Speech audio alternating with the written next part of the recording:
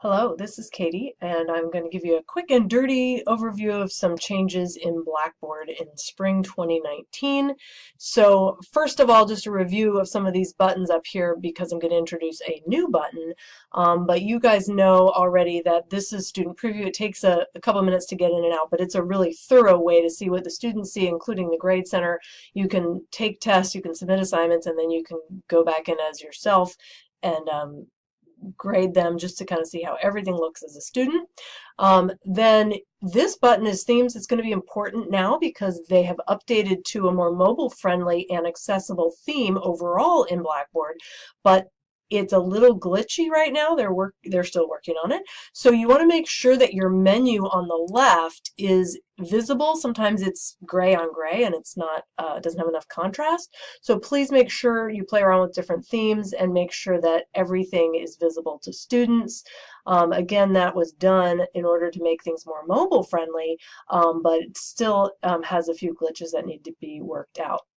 So this is what you want to be working in with edit mode on as the instructor. This allows you to work on your course.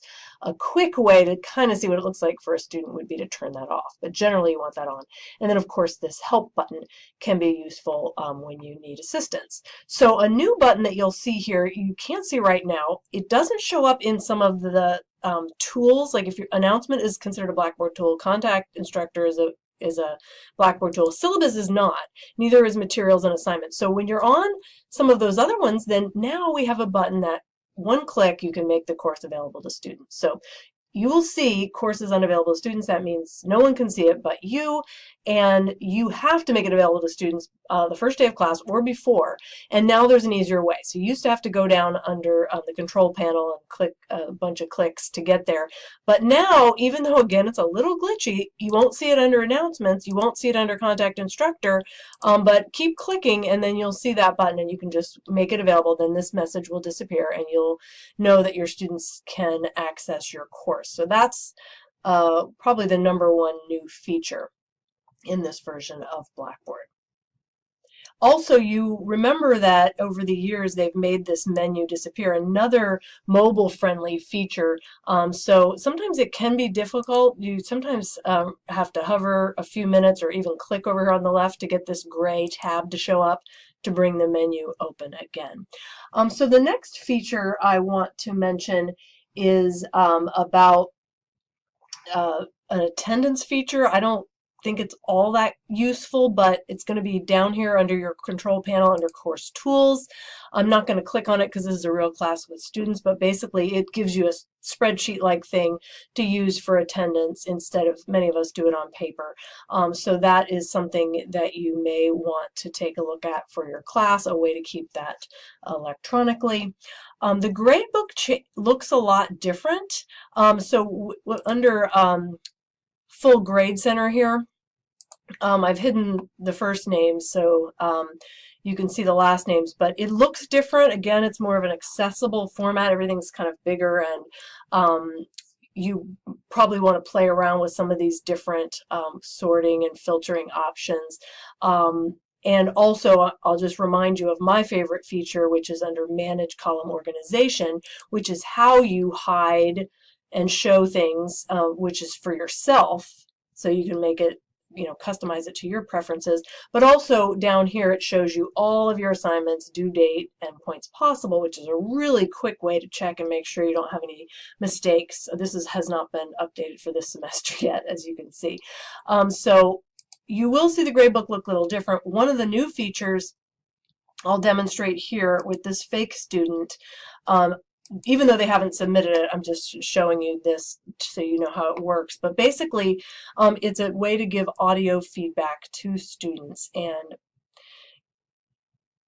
it works best in Chrome and Firefox. I noticed when I was testing it that it worked better for me in Firefox, but I think they fixed that issue. I'm in Chrome right now, and the button's not showing up correctly, but it still works. So it's this first button. It's a new button, and I don't know why it's showing weird right now, but when I click on it, it does work fine. So it opens up this new window. If I had not used it before, it would ask permission to use my microphone camera, even though it's just audio. So you have to make sure to look for that pop-up and allow it.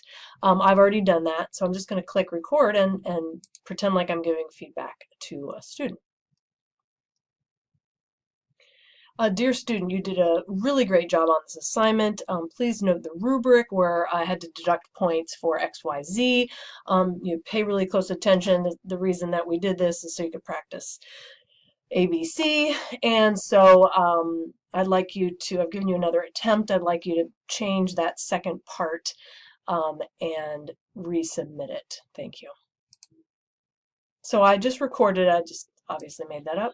Dear student, you did a really great job on this assignment. So you can see that that worked. You always want to make sure to listen to it, make sure it worked, and then save and exit. And then you could give it a more specific name. I'm just going to insert the recording. And then, so instead of what you would normally type in here as feedback to learner, it actually has a recording that the student can then listen to. Again, a mobile, more mobile thinking app or mobile thinking feature, because students more and more are using the Student Blackboard app.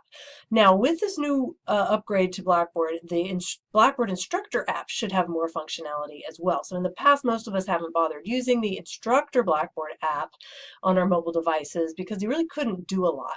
But I haven't thoroughly tested it, but it should work better, including now allow you to do some grading. So I will be doing some testing on the Instructor app. Please note, though, that both the Student Blackboard app and the Instructor Blackboard app are connected directly with Collaborate Ultra. Collaborate Ultra, if you're using it, wouldn't require a separate app, whereas the Collaborate Original does require a separate app. So keep that in mind and make sure you're communicating with students which version you're using if you are using Collaborate. So what you would do, of course, is you would actually type in the student's score and then go down and hit submit like you normally do, and they would be able to access this recording and listen to it. So you can get an idea of how that feature would work.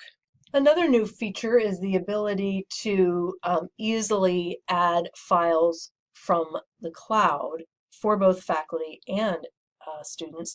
So whether you're creating a new item, let's just pretend like you're adding an item or a file or really any of these, you'll notice that there's a new button down here, not just browse my computer and browse course, but now there's browse cloud storage. So you can connect to Google Drive or OneDrive. There's others as well. I use Google Drive, so I've connected that, and I find that that works great because if I use Google Drive, then it doesn't matter whether I'm on my home computer or my work computer, I can still work on my classes and have all the files that I need. So this makes it really easy to upload files from the cloud, and your students will have that button as well when they go to assignments. So the last thing I wanted to show you was Blackboard Ally. Some of you I know have used it before. It's a tool that helps you make your content accessible to all students. It's very important. It's law that we have all our online content accessible to students, and this tool is going to help you do that. And it gets challenging, and I'm here to help you with that. But it basically, at this point, checks for image alt tags, and then it checks document accessibility. So you can see I have little green indicators next to these images because I've added an alt tag when I uploaded a picture. So just to show you how that works, whoops, when you go to edit, when you add a picture, by clicking on this button here, you can browse your computer. I noticed that it doesn't have cloud storage here, but all you have to do is fill in these two boxes and just put in the same word, a description, but fill in both the image description and the title, and that will make your image accessible. So that one's a little bit easier. It's much more complicated to make documents accessible. So when I go inside this folder, you will see that this is a PowerPoint. It's only partially accessible. So when I click on this orange indicator, it can tell me a number of issues, and I can click on find out what they mean and so on. If it's something easy like just adding an alt text tag to an image, I might be able to just do it right here. But most of the time I have to go back into the source, like into PowerPoint or into Word, or if it's a PDF file, into Adobe Acrobat. So you do need Acrobat. That's the most complicated to use and I can help you with that. So basically what I would do is, for me, because I generally know that PowerPoint has an accessibility checker, I probably would just skim this and see what it's pointing out, but I would just go into PowerPoint, open my file, run the accessibility checker, and fix all of the problems, and then re-upload the accessible version of it, because I'm going for green. And then the other thing, this is the same thing, but this is a PDF, so I would have to open Adobe Acrobat, not the free reader, but the real full pro version, to be able to make this accessible. So you can consider, and it might change your mind about what file format you want to use. Word documents and PowerPoint documents are really easy to make accessible, whereas PDFs are much more complicated to make accessible. So you might want to, start using Word instead of PDF in some situations. And you also might want to just type right in here, because this is accessible when it's typed right in there. It's HTML and it is accessible rather than attaching a file. So you'd make your own decision depending on the situation, but those are some things to consider. But lastly, I want to just point out that students now, when you attach a file, they will see this gray button. In the past, they haven't. And what they'll be able to do is they'll be able to look at that document in some alternate formats. And so these are the alternate formats, so they could actually get it in an MP3 file. So that can be really a great benefit for students. It does take a while for it to generate the MP3 file, for example, but it's something you might want to tell your students about, because we're all working together to make things accessible. And if it's something that you really can't make accessible, then talk to me, and we'll basically just put a disclaimer. We know that this is not fully accessible, but see me for an accommodation, and then we will whatever we need to do to make it into a format for the student. But what we're trying to avoid is having to make accommodations. We want things to be accessible from the beginning wherever possible. And Blackboard Ally is a tool that can help us do that. So this is just a quick overview of some new things you'll see in Blackboard. And one other thing that I'm not sure about is with copying course content. I did have a problem earlier today, and IT said they're looking into it, but they did recommend that I use the export import rather than course copy. So that might be something to consider if you run into an error with course copy. So hopefully this will help you get started with some of the new features of Blackboard Learn.